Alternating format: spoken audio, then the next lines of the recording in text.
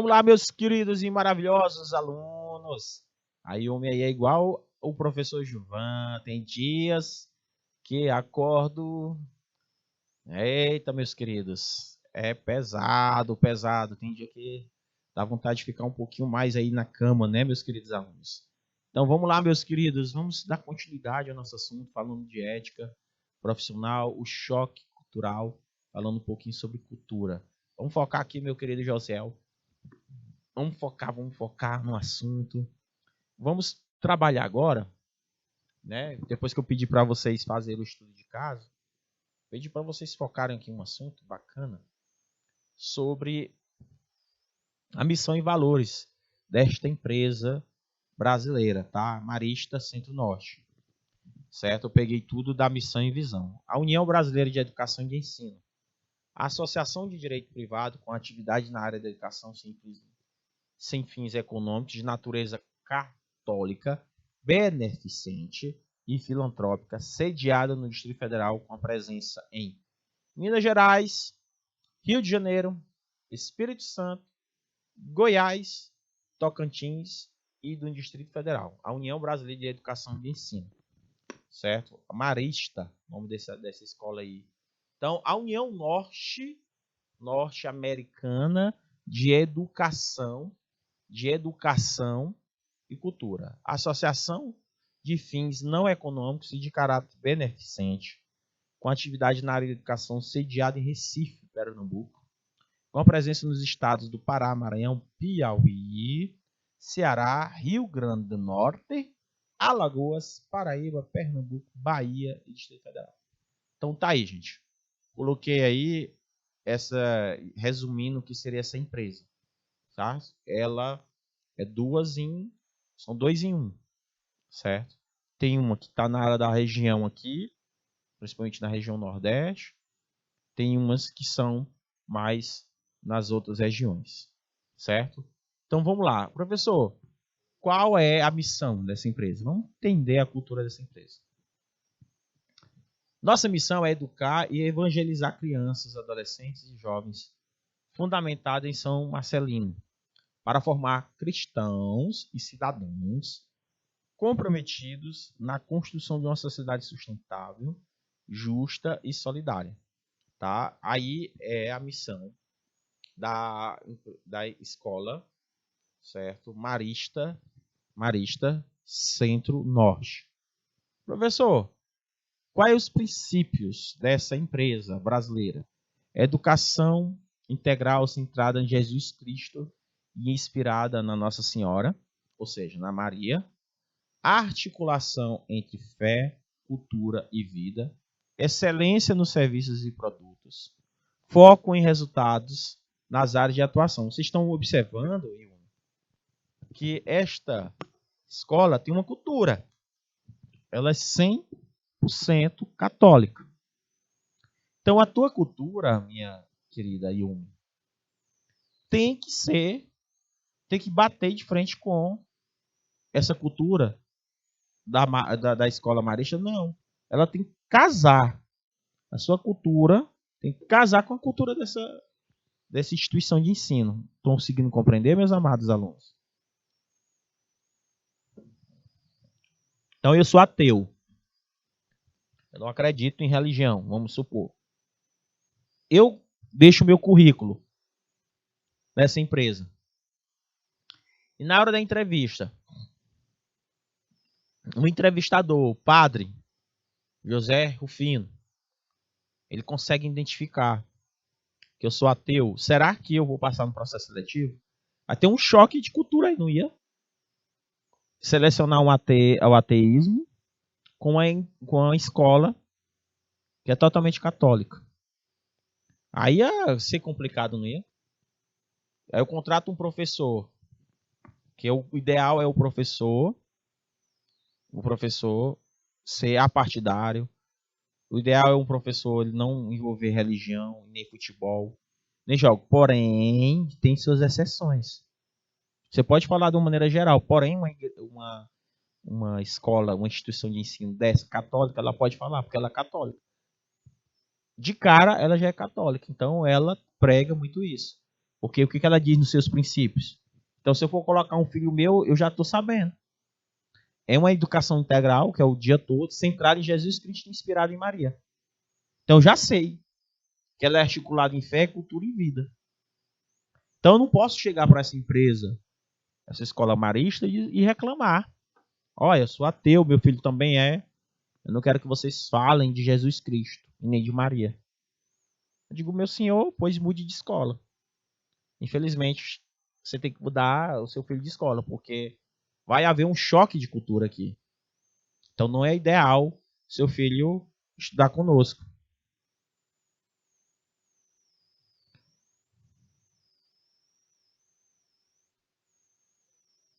Então, conseguiram compreender a diferença? Ou não, meus queridos? Conseguiram, meus amores? Meus amados alunos?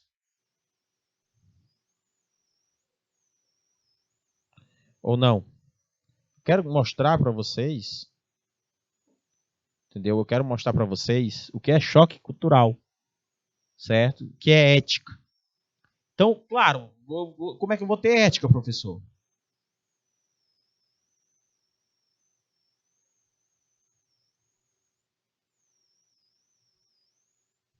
Como é, professor?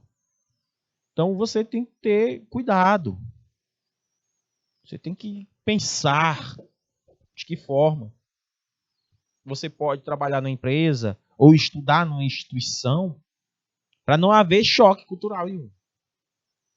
Olha só, aí eu estou colocando exemplo. Princípio: respeito à diversidade, o fenômeno da inclusividade, compromisso com pessoas em situação de risco e vulnerabilidade social, responsabilidade social e ambiental, atuação profética pautada na ética, na justiça, na transparência, certo?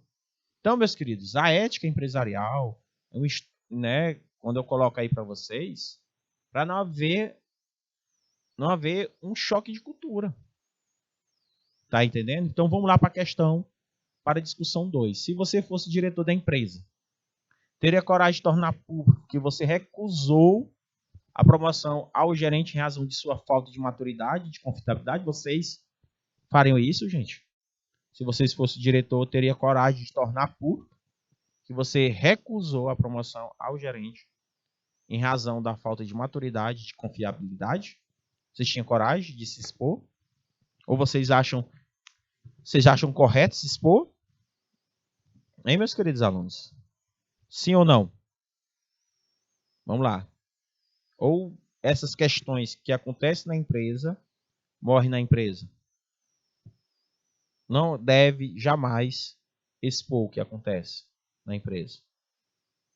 Hein, meus queridos e maravilhosos alunos? Hein? Quero ouvir de vocês que eu acabei de colocar aqui. Vocês acham correto?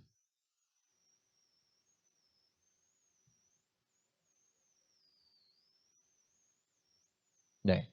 Esperei vocês aí participar, se acham correto ou não essas questões que está sendo colocada aí para vocês, meus queridos e amados alunos. Gente, o que acontece na empresa morre na empresa, tá? Então cuidado com isso, cuidado de expor. Ah, fui demitido por isso assado. Vocês acabam, as pessoas acabam se expondo desnecessariamente, de maneiras desnecessárias. Então cuidado com isso, tá? A gente não pode se expor de maneira desnecessária. Ok? Então tome bastante cuidado em relação ao que eu estou colocando aqui para vocês. Tranquilo? Então, o professor, nesse caso, o perfil dele não condiz com a função, exatamente. Não condiz com a função. Você sustentaria o que era justo recusar a promoção porque ele era inteligente e bem preparado. Tinha excelente qualificação técnica, grande experiência e um profundo senso de responsabilidade, mas tinha o pecado de ser alegre e expansivo. É o pecado, ó, entre aspas. De gostar de contar graças engraçadas de rir. Presta atenção. Questão de discussão 3. Pelo enunciado do caso, percebe que a empresa não tinha intenção de promover o gerente. A companhia, porém, não informou desse fato. Pergunta-se: foi ética a conduta da companhia? Para responder esta pergunta, nós temos 3 outras questões aqui. Interessante. Ó. Sem transparência, a verdade não aparece. Então, nós temos 3 discussões aqui. Independente da iniciativa do profissional, a organização tinha o dever de lhe comunicar que ele não seria promovido. Vocês acham? A empresa,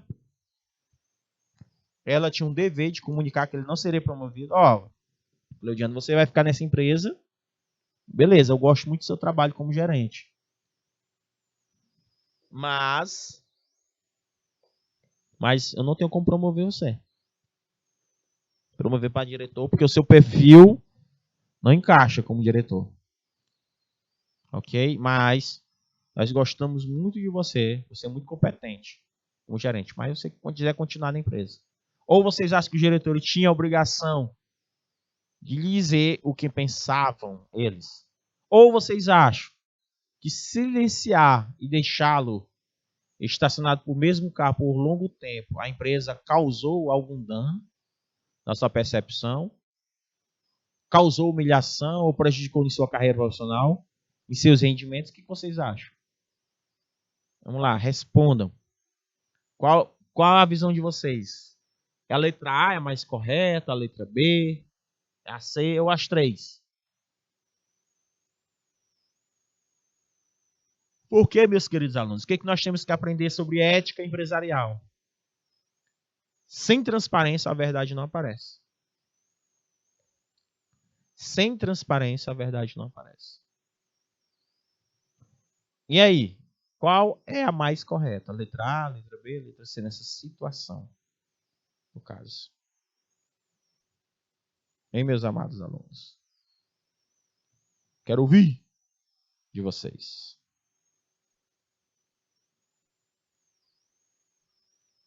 Hein, meus amados alunos? Vamos que vamos. Quero ouvir de vocês. O que vocês fariam, meus amados alunos? Hein? Letra A, letra B. Letra A, Cleudiano colocou letra A. Muito bem. O que mais? Letra A. O que mais? Alguém mais? Vamos participar, meus amados alunos. Não sejam tímidos. Sejam sem vergonhas, no bom sentido da palavra. Vamos lá, vamos lá. Alguém mais? O Wanderson Silva. Letra A também. Dependendo da iniciativa profissional, a organização tinha dever de comunicar que ele não seria promovido. Tá aí, né? Opiniões são válidas. Gostei da opinião. Muito, muito bem. É isso aí. Opiniões sempre são válidas. Tinha que participar, tá, meus amados alunos? Gostei de ver. Então é isso. Realmente, as empresas, ela tem o dever, gente. O dever de sempre estar comunicando as empresas. É importante comunicar o seu funcionário. É importante, certo? Sempre tem que fazer a comunicação. Nós sempre tem que fazer esse tipo de comunicação, ser claro, ser transparentes. Não ficar enrolando o funcionário por muito tempo. É chato, gente. Tem gente que fica a vida toda, colocando funcionário. Então, tome cuidado. Certo, gente? Tome bastante cuidado quando vocês forem gerentes, supervisores, entendeu? Ou ter um cargo, sempre estar se comunicando de maneira clara, objetiva. Sempre. Então, bastante cuidado com isso. Eu particularmente, eu gosto da sinceridade, da transparência. Nunca negligencie. Questão para discussão 4. A maioria de vocês colocaram a letra A. O que é confiabilidade? Quando se envolve questão filosófica, né? Quando envolve essa questão de ética. O que é, gente? É como uma pessoa se torna confiável nos olhos do outro? B. De acordo com os dados disponíveis, a empresa tinha razões concretas para não confiar no profissional. Quais eram as razões? C. Se não tinha razões, qual é o verdadeiro problema? O que é confiabilidade, gente? Quando se faz uma entrevista de emprego, Luzia Carvalho, você acha que existe essa questão filosófica, subjetiva, de as pessoas acabar julgando o outro, achando que o outro não é capaz? Então, o que é confiabilidade? Como uma pessoa se torna confiável aos olhos dos outros? Como é que a pessoa se torna confiável, Luzia Coelho, para você? O Wanderson, Cleudiano, Yumi Tavares, me diz uma coisa. Como é que a pessoa se torna confiável aos seus olhos? Me digam, meus amados alunos. Me digam. O que passa? Hein, pessoal de Simões, Várzea Branca, Padre Marcos, Paulistana, Santa Filomena, Simões, Santa Rosa do Piauí, Gil Reis, Dom Expedito, Lopes, Colônia, Cocal, Capitão de Campos, Barreiras, Avelino Lopes, Alvorada do Gurgué, gente, tanta gente, ó, tanto. Todo mundo aí conectado aí conosco. Participem. A aula só se torna bacana, produtiva, interessante quando há participação. Existe uma teoria chamada teoria construtivista na educação. O que seria essa teoria? Foi trabalhado muito por Piaget, Vygotsky, muito, né, esses caras da área da educação. Construtivista, vamos construir o conhecimento. Discutir. E aí, meus queridos? Letra A. Letra A. Alternativa A, o pessoal de Simões. Como uma pessoa se torna confiável aos olhos? Não, é uma pergunta aí, tá? Quero que vocês respondam essas 3 perguntas. Como é que vocês vão responder essas 3 perguntas através da questão 4? O que é confiabilidade? Então, na percepção de vocês, para ser confiável, de acordo com Simões, vou ajudar vocês, eu tenho que tornar essa pessoa só se torna confiável quando ela se torna confiável aos meus olhos. Eu vejo, eu sinto. Mas como é que eu torno uma pessoa confiável aos meus olhos? Pessoal de Simões. Como é que eu torno uma pessoa confiável? Será que uma pessoa confiável é aquela que não mente? Aquela que é transparente? Ah, professor, aquela que não mente, é transparente. Entendi. A pessoa se torna confiável para mim, professor. É questão de tempo. Quando a pessoa se torna confiável aos meus olhos, quando é confiável aos olhos dos outros. Como assim? Parente. Alguém diga, ó, o José é uma gente boa. Gente boa demais. Não faz mal nenhuma formiga. Ah, ele é gente boa. É. As pessoas falam do Josiel. Falam bem. Tem uma reputação ilibada. Ou seja, o que seria essa reputação ilibada? Ninguém. Faz mal a ninguém. O homem, para se zangar, E pode cair o céu e a terra e o mar.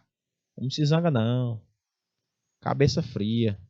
Alguns dizem que o Josiel tem sangue de barata. Como assim? Porque é tranquilão. Um exemplo, tá, gente? Entendeu? Um exemplo. Tem gente que é assim, tranquilo. Mas, meu amigo, se zangar, sai de perto. Mas é um cara confiável. Se torna confiável aos olhos de outro. O que Carlos Henrique colocou? A confiança vem pelo fato da pessoa assumir responsabilidade no que faz e no que diz. O Wanderson coloca assim: seja fiel à sua palavra. A pessoa promete e faz. Ser fiel. Bacana. Isso é interessante, né? Que vocês colocaram aí para nós. De acordo com os dados disponíveis, a empresa tinha razões concretas para não confiar no profissional. Ele tinha, gente. Para não confiar lá no gerente. Ele não tinha. Eles trabalhavam, meu querido Cleudiano, com a questão de uma cultura enraizada, de acordo com a visão deles. Mas será que como ele diretor, ele não podia se tornar um cara mais flexível, um cara mais sério? Porque às vezes, gente, eu sou muito gaiato, Cleudiano. Eu sou um cara muito gaiato, muito mesmo. Eu sou brincalhão pra caramba. Mas na hora da seriedade, na hora da responsabilidade, na hora de dar aula, eu sou sério. Eu levo a sério. Entendeu? Então, eu acredito que isso é muito subjetivo. Julgar o outro pelo esse comportamento. Se não tinha razões, qual é o verdadeiro problema? Às vezes, medo. Às vezes, medo. Né? Dele se tornar melhor do que os gerentes atuais. Os caras, às vezes, tinham receio de contratar e se tornar um dos melhores. Então, tome cuidado. Vamos refletir. Não sabemos as razões pelas quais a empresa optou por não promoção desse profissional. Isso é verdade. Houve conflito entre valores da empresa e atitudes pessoais de gerente. Isso houve sim. Foi uma questão de falta de postura profissional do gerente. Postura profissional, gente, nós temos que ter. Por quê, gente? Eu estou trazendo aqui para vocês, Claudiano, um estudo de caso que serve como exemplo para a gente. Que a gente tem que tomar cuidado. Por exemplo, eu sou muito amigo do Claudiano, sou muito chegado. Desculpa a expressão da palavra que eu vou usar aqui. Todo perdão da palavra. Mas eu vou usar uma palavra de baixo calão, pode-se dizer assim. Não sei. Isso vai depender da interpretação de vocês. E aí, cachorro? Eu chego pro Cleudiano. Cleudiano trabalha junto comigo numa empresa. E eu bato nas costas dele e grito: e aí, cachorro? E aí, meu querido safado? E aí, safadão? Eu falo com o Cleudiano assim, grito e falo: e aí, cachorro? Como é que tá? Aí o Cleudiano: rapaz, eu tô bem, viado. Como é que tu tá? Rapaz, gente boa demais, tá tranquilo. Vocês estão vendo a forma que eu e o Cleudiano se tratamos, né? Isso dentro da empresa. E dentro da empresa nós temos que ter postura profissional. E às vezes a gente acaba esquecendo de tais posturas. Eu e o Cleudiano acabamos falando de maneira informal, como se nós estivéssemos na rua ou em casa. E alguns diretores veem esse tipo de comportamento, ou nossos gerentes, nossos supervisores, e acabam nos julgando, achando que a gente é incapaz ou não tem competência por isso, por causa desses comportamentos. Estão conseguindo entender? Por isso que é importante a postura profissional, certo? A conduta. Isso é uma ética profissional. Eu estou colocando aqui para vocês o que é ética profissional através de exemplos. Olha o que aconteceu com esse gerente. Ele não foi promovido porque alguns diretores julgaram ele o devido comportamento dele.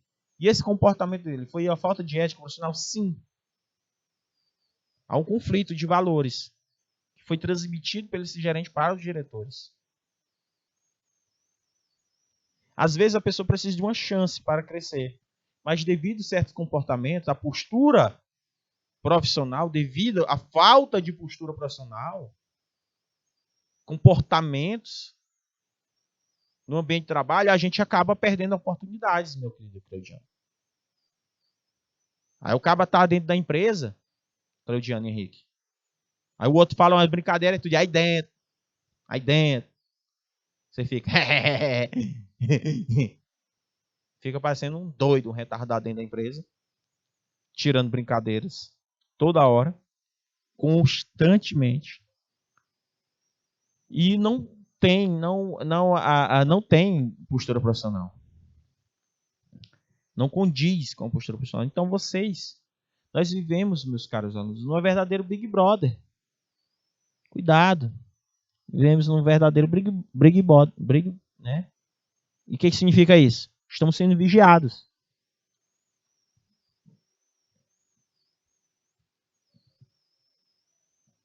E eu sempre falo para meus alunos, gente, independente do serviço que vocês estejam fazendo, dê o seu melhor.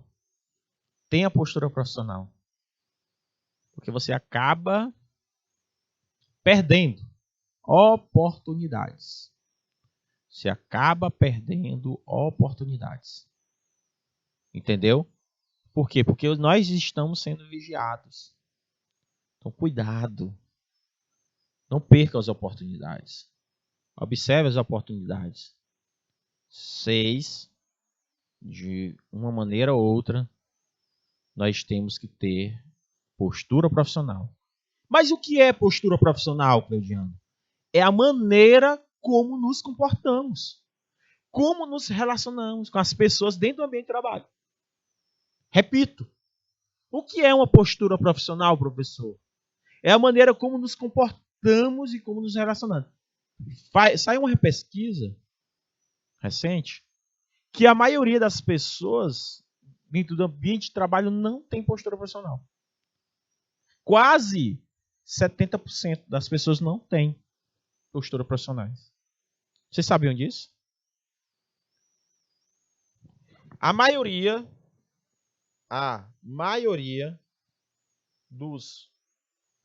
vocês sabiam disso?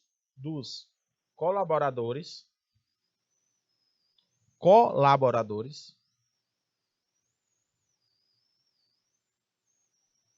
a maioria dos colaboradores não tem postura. Vocês sabiam disso, gente? Não precisa nem de pesquisas. Se você olhar à sua volta agora, quase não tem. Então a postura profissional é importante desenvolver. Então eu pergunto, professor, qual a importância da postura profissional do colaborador? Qual é? Você acaba, né, quando você assume uma postura profissional, você consegue saber o que fazer em situações mais delicadas e complicadas no seu dia a dia. Você consegue resolver problema com um colega. Você consegue falar abertamente com o seu gestor. Você pede um feedback nos momentos mais adequados. Entendeu? Então, o comportamento do ambiente de trabalho é importante. A postura profissional é um cartão de visita. Certo? É um cartão de visita. Tem muitos artigos que falam isso. É um cartão de visita. Certo? Então, temos que ter essa postura. Porque nós somos avaliados constantemente. Nós somos avaliados constantemente. Então, pode ser isso. Isso é ética. A postura profissional entra dentro da ética empresarial. Então, é importante. Essa dimensão, essa característica, esse adjetivo, esse construto, essa dimensão de ética dentro da empresa, ela é pautada em preceitos em relação à ética relativa e à ética absoluta. Só que é importante vocês observarem. Nós temos que modelar nossa postura profissional através de uma ética relativa. Ou seja, meus queridos, o seu local de trabalho vai sempre avaliar situação por situação. Por análise, define quais serão os procedimentos éticos, quais os comportamentos que eu tenho dentro da minha empresa. Por isso que eu preciso entender a visão, missão e valores da empresa, para que eu possa absorver essas éticas, essa postura dentro das organizações. E a ética absoluta é o seu local de trabalho adota meios, preceitos para situações. Ela adota. Então, é isso que nós estamos colocando aqui para vocês. Então, gente, lembrete, é importante que ocorra um ajuste entre você e a empresa. Adaptações. Eu sou camaleão. Seja um profissional camaleão. Faça a adaptação de acordo com o ambiente de trabalho. A sua postura deve estar de acordo com os valores. Olha só o que o professor Gilvan tinha acabado de falar. Ó, valores, missão, visão. Ou seja, a sua cultura, a sua identidade organizacional tem que estar de acordo com a identidade pessoal. Suas funções dentro da empresa devem estar alinhadas com o que a empresa realmente necessita e espera do seu trabalho. Vocês estão alinhadas. O estudo de caso foi uma introdução para o assunto de hoje. Ah, professor, quer dizer que nós não adentramos no assunto? Não, meu querido. Nós estamos adentrando no assunto, só que de uma maneira bem simples. As 5 dimensões da ética empresarial. Antes, entretanto, que tal recordar alguns conceitos de ética? Vamos lá. Ética, reflexão sobre moral e ética. Ética, estudo, fazendo a revisãozinha geral. Estudo dos valores morais que orientam o comportamento humano na sociedade. Sem a ética, nossa, o comportamento humano ia ser louco. Nossas ações diárias para um próximo, nossas relações interpessoais, nada mais são do que um reflexo da reflexão ética sobre o comportamento humano. Comportamento humano, de acordo com a moral e os bons costumes. Agir de acordo com a moral e os bons costumes. Respeitar o próximo, respeitar os mais velhos, respeitar as decisões do outro, a opinião política, a opinião, qualquer tipo de opinião.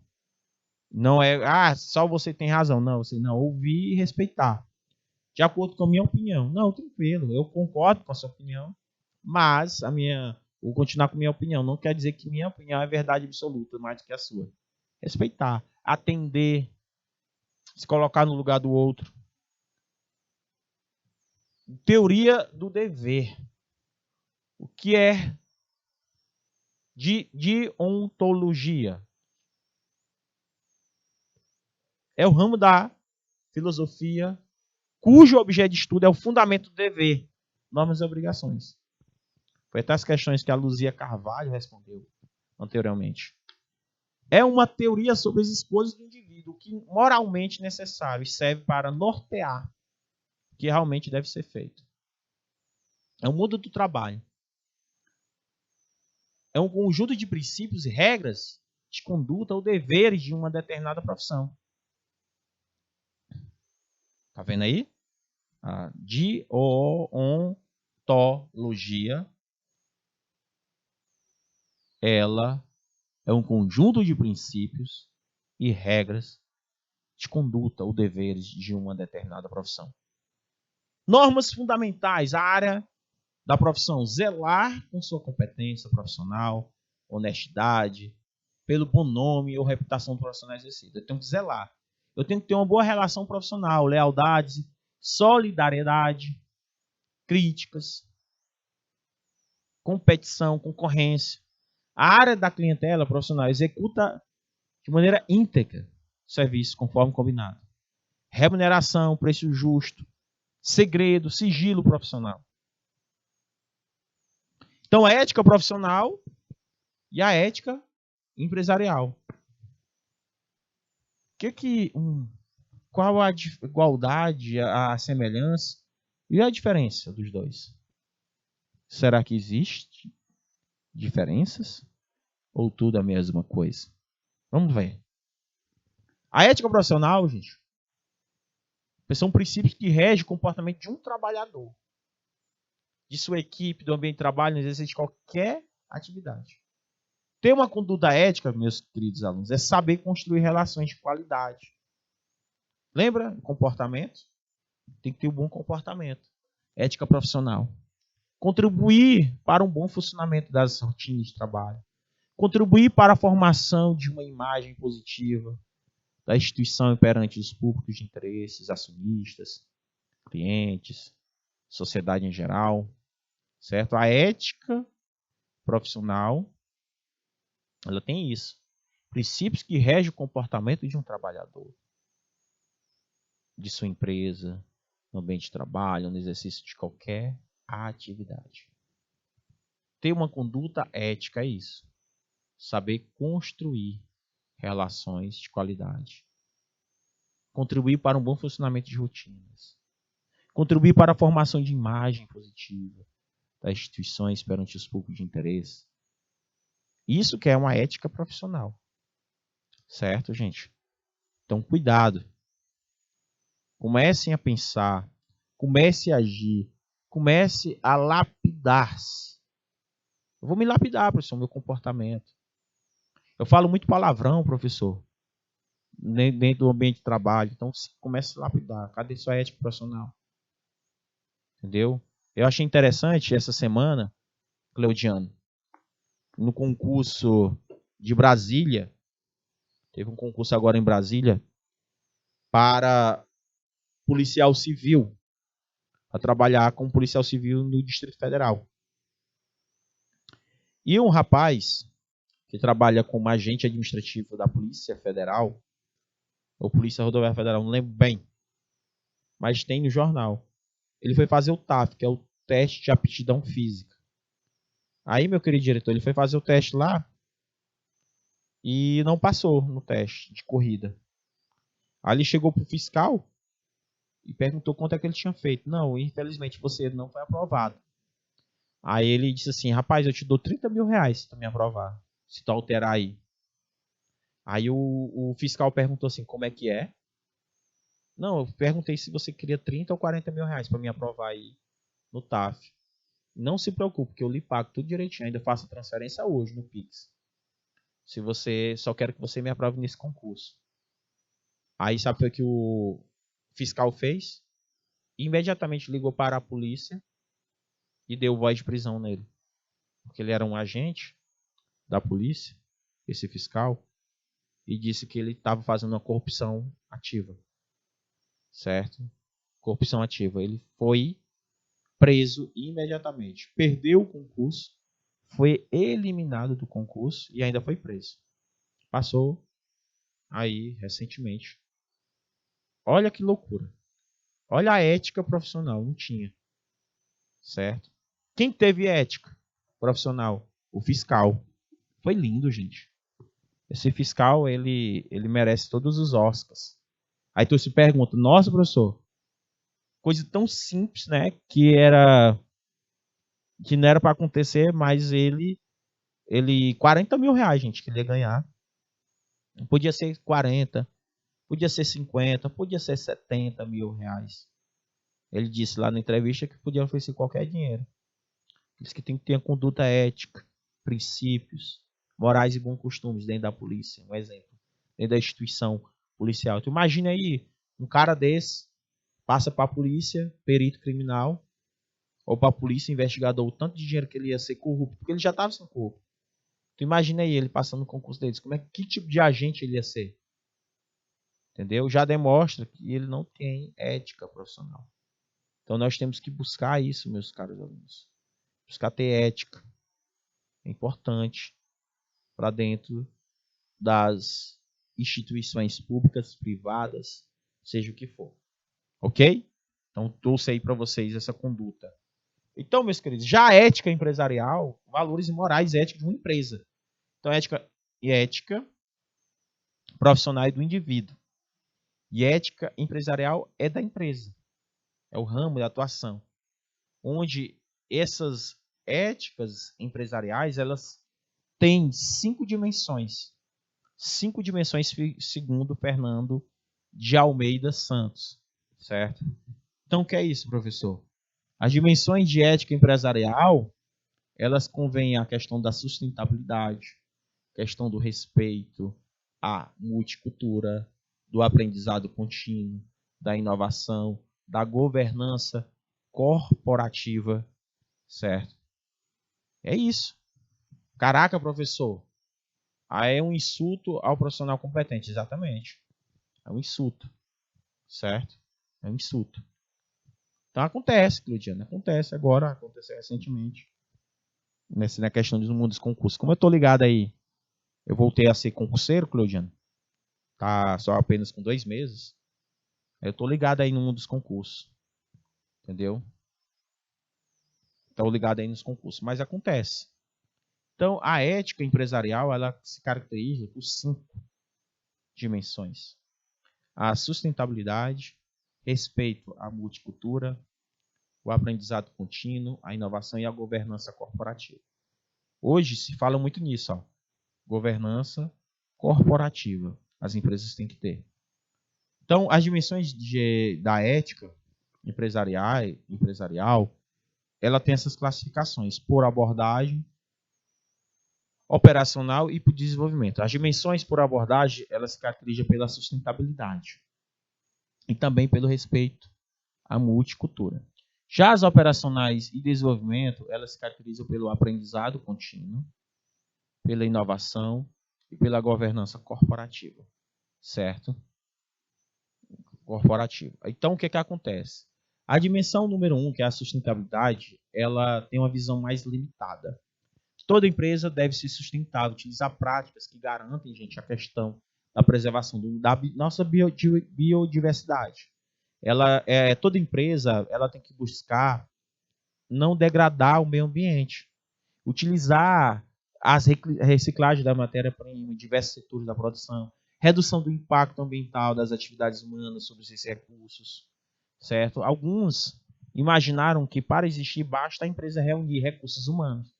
Não é assim, a empresa tem que existir apenas dar emprego para o povo, não é isso. Ela tem que ter uma visão de querer nunca, jamais destruir a natureza. E sempre está estudando a questão da redução do impacto ambiental. Por exemplo, a Natura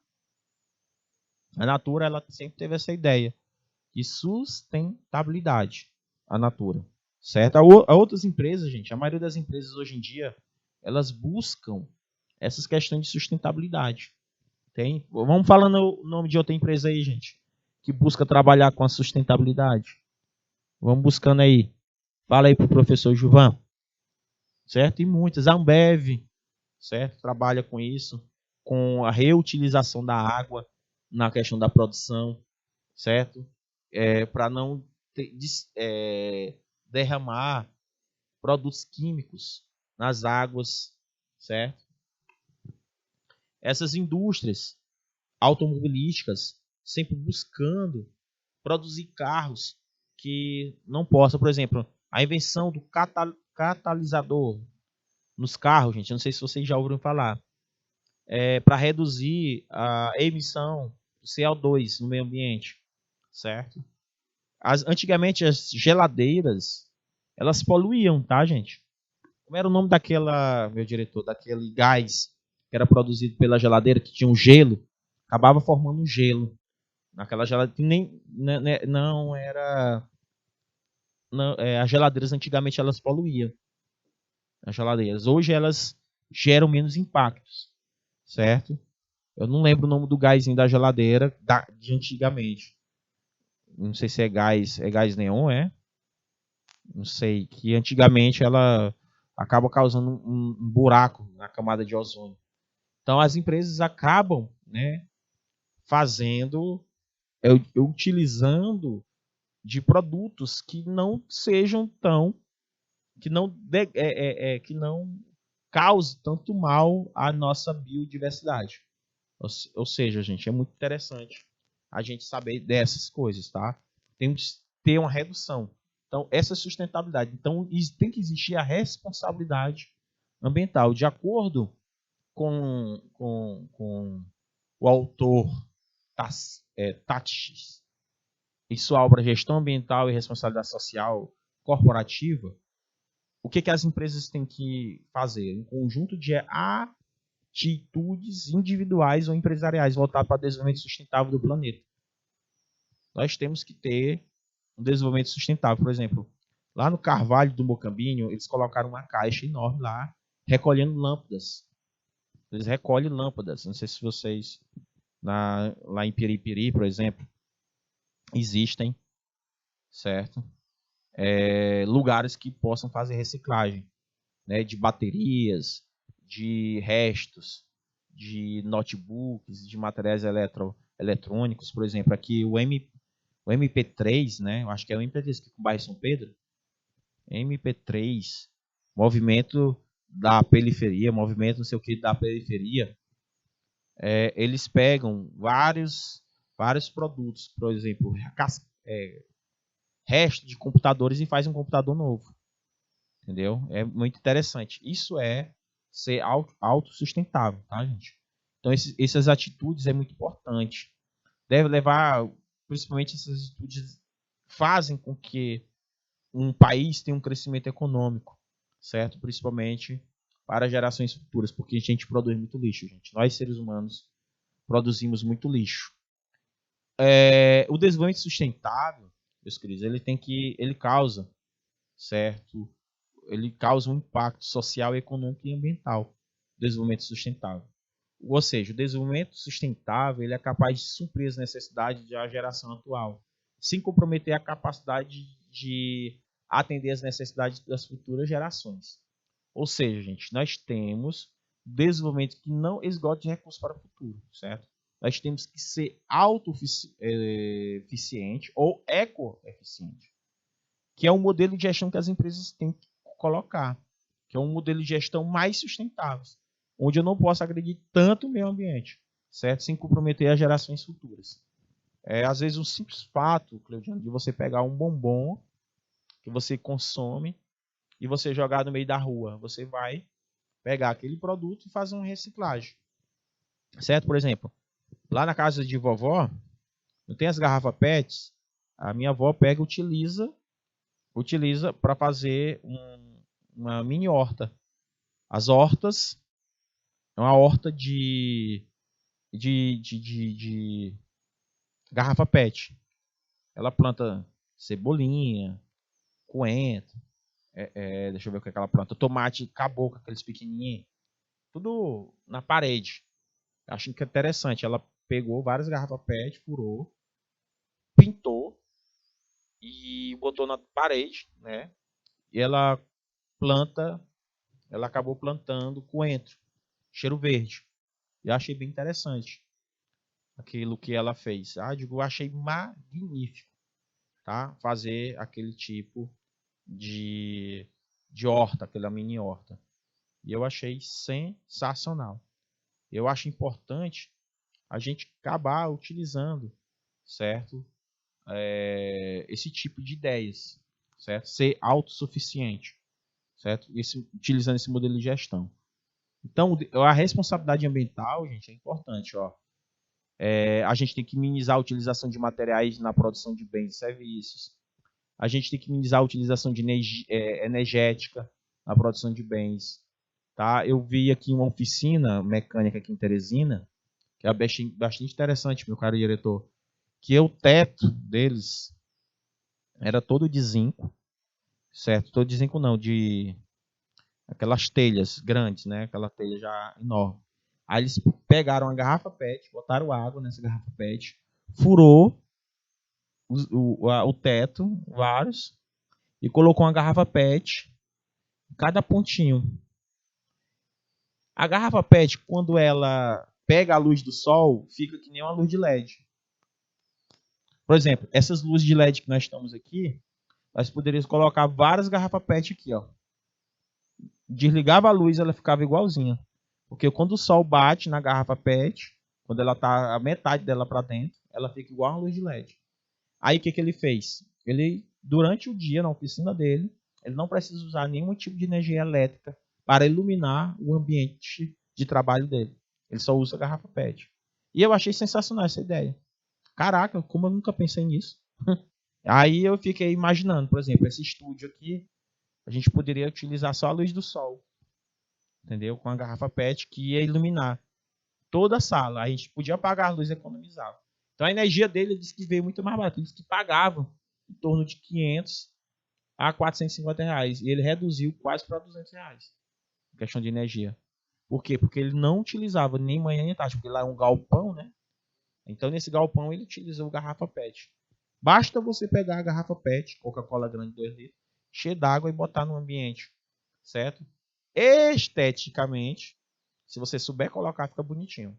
Mas se você colocar de qualquer jeito, fica feio. Ele colocou de uma maneira bem bonitinha que eu pensei que era luminária. Aí de caraca, você quer garrafa PET? Eu digo, é. Quem foi que deu essa ideia? Não, foi um rapaz que me disse que eu conseguiria reduzir a utilização de energia para a produção. Caraca, como eu nunca pensei nisso? Por exemplo, quando você entra no banheiro e o banheiro ele liga a luz sozinha, ali é uma forma de economizar energia. Quando você vai no shopping, eu acho que é no shopping, Teresina Shopping, você botar a mão embaixo, a água liga sozinha, né? Também um sabão. Ali também é uma forma de economizar, ali é algo automático. Então, eu tenho que minimizar tudo que possa ser desperdício. Fomentar a reciclabilidade. Por exemplo, você pode fazer adubo na sua casa de resto de alimentos para adubar plantas, entendeu? Se você tiver um mini jardim. Responsabilidade ambiental, gente, é maximizar a utilização sustentável de recursos renováveis, estender a durabilidade dos produtos, aumentar a durabilidade dos bens, promover a educação dos consumidores para um uso mais racional de recursos. Certo? É importante. Dimensão 2, respeito à multicultura. A gente tem que desenvolver, gente, políticas éticas numa empresa respeitando a multicultura, a diferença. Certo? Nada de preconceito. Então, consiste no microsistema em que é inserida a sociedade. Entendeu? Deve refletir sobre as mudanças sociais. Tá? A dimensão 3, aprendizado contínuo. Lembra, a empresa deve refletir as mudanças sociais. O aprendizado contínuo é necessário para compreender e acompanhar as realidades sociais.